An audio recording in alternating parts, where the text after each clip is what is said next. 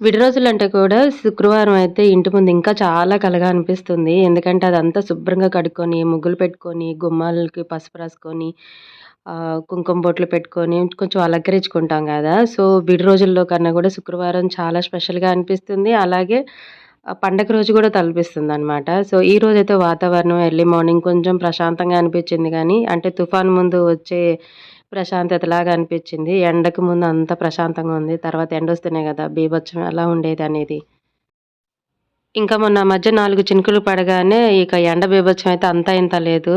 ఇక నేనైతే మొన్న జరిగిన దానికి దెబ్బకుట దొంగల ముఠ అన్నట్టుగా అయిపోయిందనమాట నా పరిస్థితి. కొంచెం పని మీద విజయవాడ వెళ్ళినందుకు ఇక ఎండ దెబ్బకి వడదెబ్బ తగిలేసి ఇక జ్వరం తగ్గట్లేదనమాట. సో, ఈరోజైతే ఇంకెలాగోలాగా కొంచెం ఓపిక చేసుకొని అయితే పూజ చేసుకున్నాను. తలస్నానం అయితే చేయలేదులెండి. ఒంటికి చేసుకొని దీపారాధన అయితే చేసేసుకున్నాను.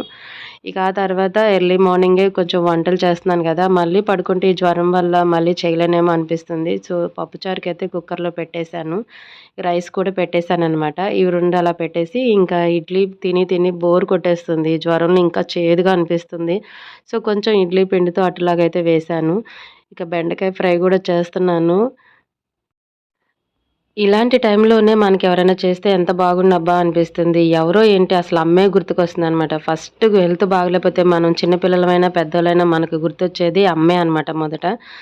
సో, ఇంకా పప్పుచారు కూడా ఇక్కడ తెరులుతున్నాయి. ఈ పప్పుచారు పెట్టినప్పుడల్లా మా అమ్మ పెట్టే పప్పుచారయితే ఎంత బావుంటాయో నాకింకా ఎవరు అలా పప్పుచారు కాసినా కూడా అంత టేస్ట్ రాదనమాట. అమ్మ అంత బాగా చేస్తుంది.